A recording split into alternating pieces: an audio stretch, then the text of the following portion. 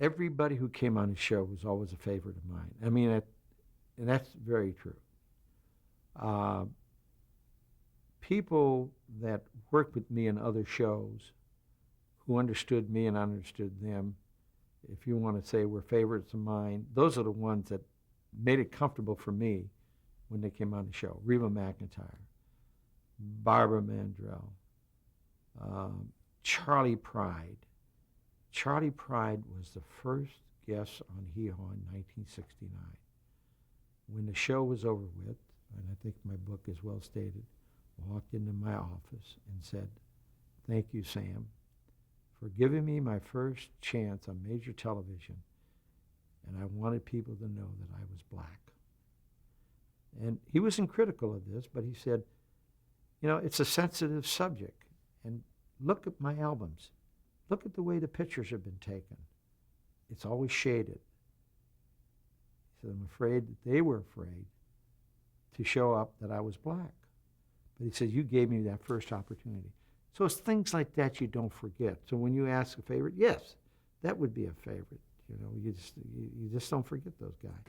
Ray Charles, he was a favorite. In spite of the fact that he was blind, he had an entourage that watched over him, he established a great rapport with me. Looked forward to coming to do the show, and all he would do is he'd come in and look for Sam.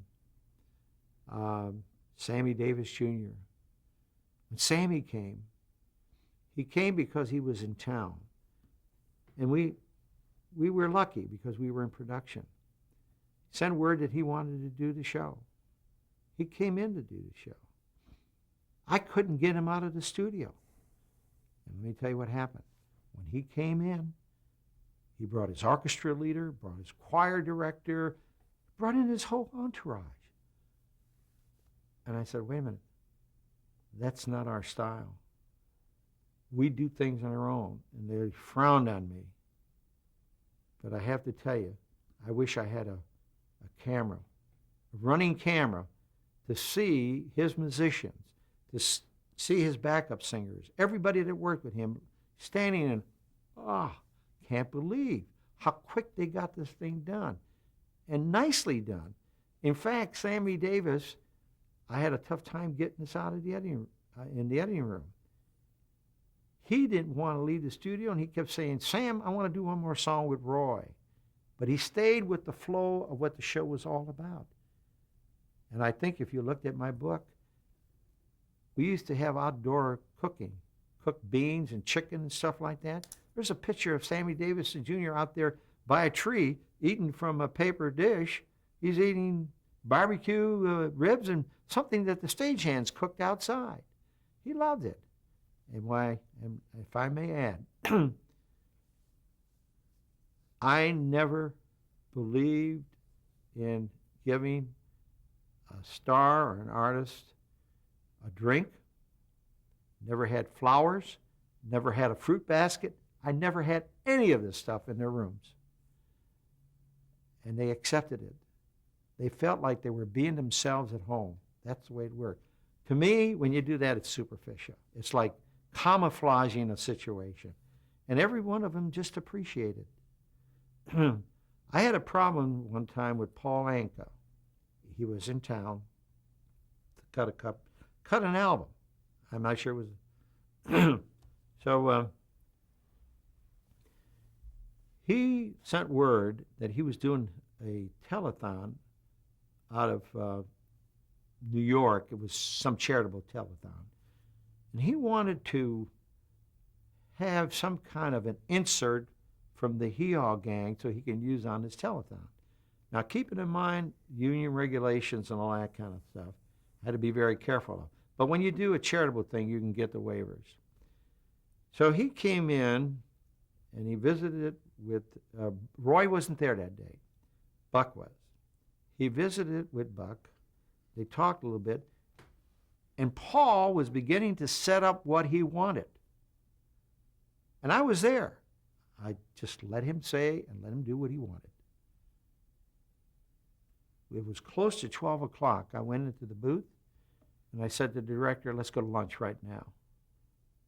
So at any rate, he said, well, it's early. He said, let's go to lunch right now. So they all went to lunch.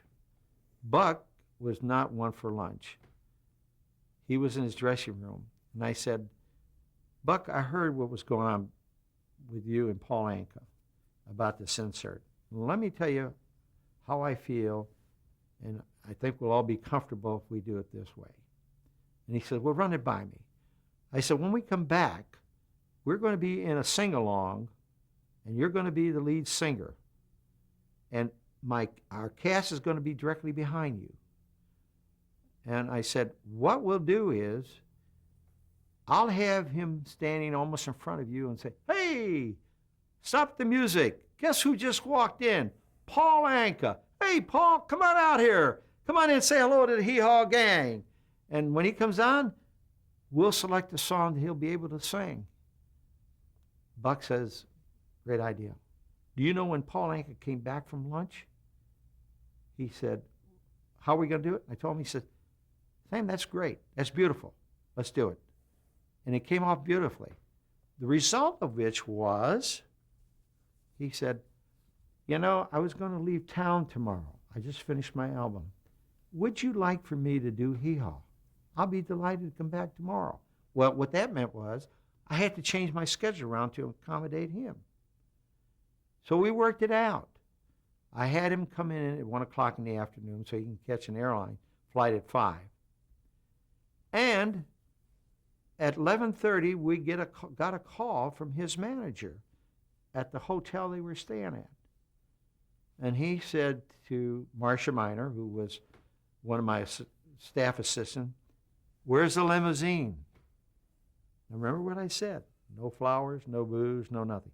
Where's the limousine? And she said, we don't use limousines. We have a runner that'll get Sam's car. We come and pick you up. And he said, and I quote, we will not do the show unless the limousine comes to pick us up. So Marcia runs into my office and said, we're breaking tradition. I said, what is the matter? She told me about the limousine. I said, Marcia, look, let me take the money out of my pocket. Because she said, I don't want that through my books.